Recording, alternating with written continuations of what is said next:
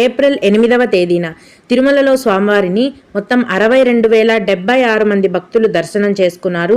అందులో స్వామివారికి మొత్తం 23,699 మంది భక్తులు తలనీలాలను సమర్పించారు. నిన్నటి రోజున తిరుమలలో శ్రీవారి హుండీ యొక్క ఆదాయం అనేది 3,27,00,000 రూపాయలు. ఈరోజు కూడా ఎటువంటి దర్శనం టికెట్లు లేకుండా నేరుగా భక్తులను ఫ్రీ దర్శనానికి అనుమతిస్తున్నారు.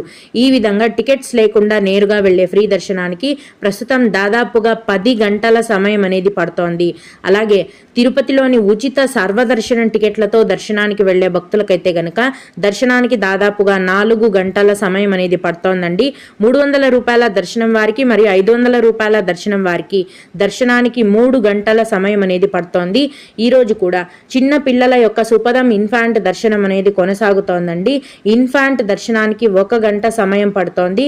అలాగే విఐపి బ్రేక్ దర్శనానికి కూడా